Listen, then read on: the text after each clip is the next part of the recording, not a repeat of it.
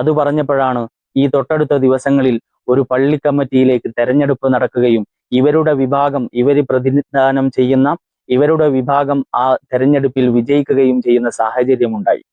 അതിന്റെ പേരിൽ ഇവരുടെ പ്രവർത്തകർ ഇവരുടെ നേതാക്കളെയും കൂട്ടി കൊടിയും വടിയും എടുത്ത് ഇവർ റോട്ടിലിറങ്ങി ചെയ്തു കൂട്ടിയ തോന്നിവാസങ്ങൾ കണ്ടാൽ നിങ്ങൾ ഞെട്ടിപ്പോകും.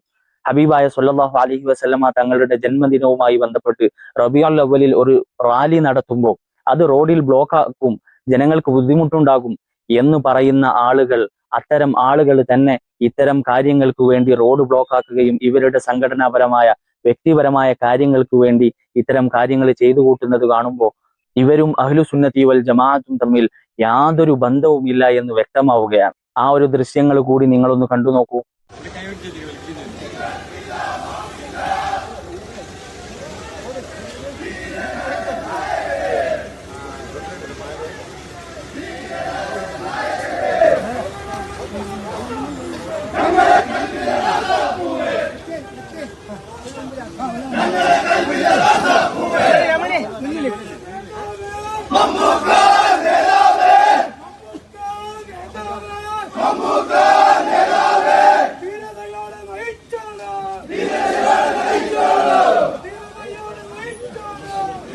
എന്തൊക്കെ മുദ്രാവാക്യങ്ങളാണ്!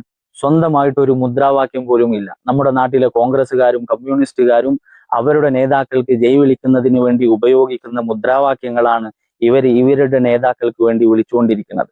പ്രിയമുള്ളവരെ, അല്ലെങ്കിലും ഒരു പള്ളി കമ്മിറ്റിയൊക്കെ അതിലേക്കൊക്കെ തെരഞ്ഞെടുക്കപ്പെട്ടു കഴിഞ്ഞാൽ ഒരു മുസ്ലിം, ഒരു വിശ്വാസി ഏത് രൂപത്തിലാണ് പ്രതികരിക്കേണ്ടത്?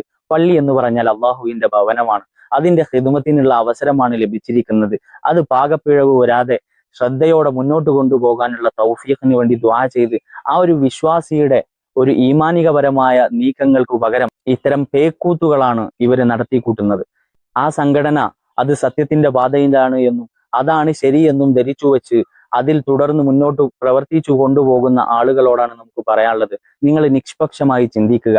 മഹാന്മാരായ അഹ്ലുബൈത്തിനെ കുറിച്ചും ഇമാം ഹുസൈൻ റളിയല്ലാഹു അൻഹുവിനെ കുറിച്ചും ഹബീബായ സ്വല്ലല്ലാഹു അലൈഹി വസല്ലമ തങ്ങളെ കുറിച്ചും മഹത്തുക്കളായ മശായിഖന്മാരെ കുറിച്ചുമെല്ലാം ഇത്തരം നിങ്ങളുടെ നേതാക്കൾ നടത്തുന്ന പരാമർശങ്ങൾ കേൾക്കുമ്പോൾ നിങ്ങളുടെ മനസ്സിനോട് ഒരു വേള നിങ്ങൾ ചോദിക്കുക, നിങ്ങൾ ആരുടെ ഭാഗത്ത് നിൽക്കുന്നു?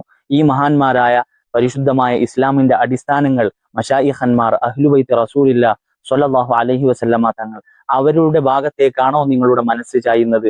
അതല്ല ഈ പിഴച്ച വാദങ്ങൾ പറയുന്ന നിങ്ങളുടെ വഴി പിഴച്ചുപോയ നേതാക്കളിലേക്കാണോ നിങ്ങളുടെ മനസ്സ് ചായുന്നത് എന്ന് ഒരു വേള നിങ്ങൾ ചിന്തിച്ചാൽ ഒരു പക്ഷേ മാറ്റത്തിന് കാരണമായേക്കാം എന്ന് മാത്രം പറഞ്ഞുകൊണ്ട് ഞാൻ നിർത്തുന്നു.